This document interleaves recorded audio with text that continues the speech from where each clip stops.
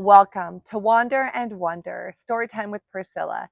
Today we will be reading from the complete Grimm's fairy tales, a story called Little Briar Rose, and you might know this one better as Sleeping Beauty. Little Briar Rose. A long time ago, there were a king and a queen who said every day, "Ah, if only we had a child." But they never had one. But it happened that once, when the queen was bathing, a frog crept out of the water onto the land and said to her, "Your wish shall be fulfilled. Before a year has gone by, you shall have a daughter." What the frog had said came true, and the queen had a little girl who was so pretty that the king could not contain himself for joy and ordered a great feast. He invited not only his kindred friends and acquaintance, but also the wise women, in order that they might be kind and well disposed towards a child.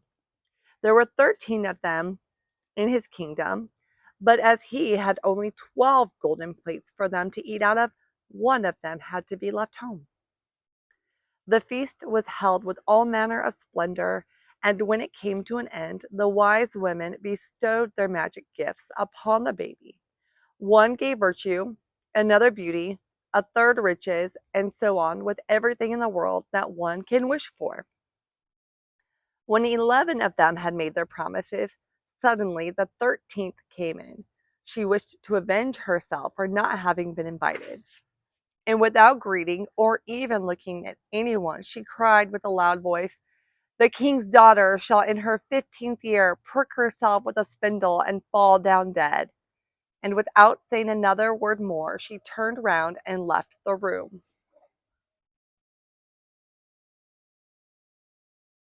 The 13th woman.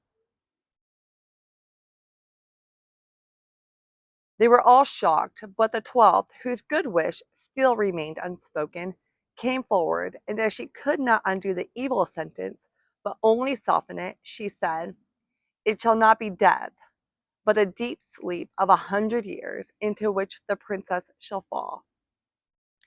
The king, who would fain keep his dear child from the misfortune, gave orders that every spindle in the whole kingdom should be burnt. Meanwhile, the gifts of the wise women were plentifully fulfilled on the young girl, for she was so beautiful, modest, good natured, and wise that everyone who saw her was bound to love her. It happened that on the very day when she was 15 years old, the king and queen were not at home, and the maiden was left in the palace quite alone.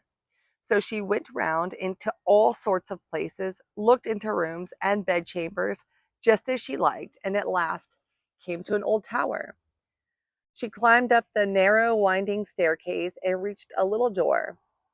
A rusty key was in the lock, and when she turned it, the door sprang open.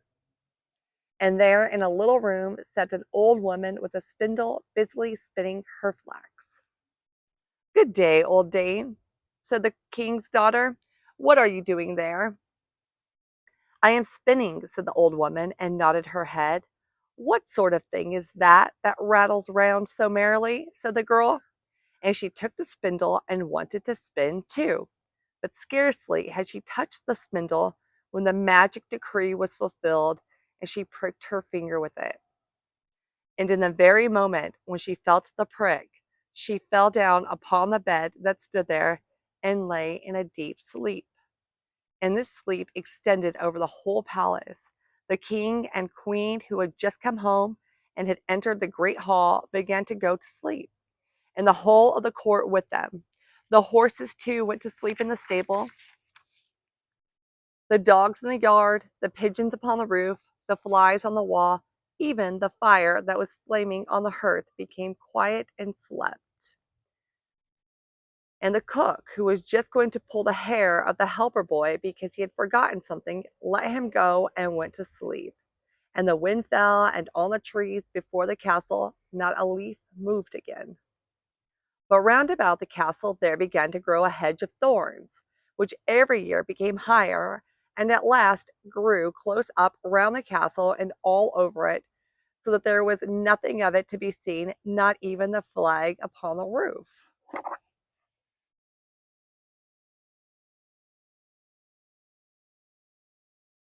But the story of the beautiful sleeping Briar Rose, for the so princess was named, went about the country so that from time to time king's sons came and tried to get through the thorny edge into the castle. But they found it impossible, for the thorns held fast together as if they had hands, and the youths were caught in them and could not get loose. After long, long years, a king's son came again to that country and heard an old man talking about the thorn hedge, and that a castle was said to stand behind it in which a wonderfully beautiful princess named Briar Rose had been asleep for 100 years, and that the king and queen and the whole court were asleep likewise. He had heard, too, from his grandfather that many king's sons had already come and had tried to get through the thorny hedge, but they had remained sticking fast in it. Then the youth said, I am not afraid. I will go and see the beautiful Briar Rose. The good old man might dissuade him as he would, but he did not listen to his words. But by this time the 100 years had just passed, and the day had come when Briar Rose was to awake again. When the king's son came near to the thorn hedge, it was nothing but large and beautiful flowers, which parted from each other of their own accord, and let him pass unhurt. Then they closed again behind him like a hedge. In the castle yard he saw the horses and the spotted hounds lying asleep. On the roof sat the pigeons with their heads under their wings, and when he entered the house, the flies were asleep upon the wall. The cook in the kitchen was still holding out his hand to seize the boy, and the maid was sitting by the black hen which she was going to pluck. He went on farther, and in the great hall he saw the whole of the court lying asleep, and up by the throne lay the king and queen. Then he went on still farther, and all was so quiet that a breath could be heard. And at last he came to the tower and opened the door into the little room where Briar Rose was sleeping. There she lay, so beautiful that he could not turn his eyes away, and he stooped down and gave her a kiss. But as soon as he kissed her, Briar Rose opened her eyes and awoke, and looked at him quite sweetly. Then they went down together, and the king awoke, and the queen, and the whole court, and looked at each other in great astonishment. And the horses in the courtyard stood up and shook themselves. The hounds jumped up and wagged their tails. The pigeons upon the roof pulled out their heads from under their wings, looked around, and flew into the open country. The flies on the wall crept again. The fire in the kitchen burned up and flickered, and cooked the meat. And the cook gave the boy such a box on the ear that he screamed, and the maid plucked the fowl ready for the spit. And then the marriage of the king's son with Briar Rose was celebrated with all splendor, and they lived happily ever after. The end.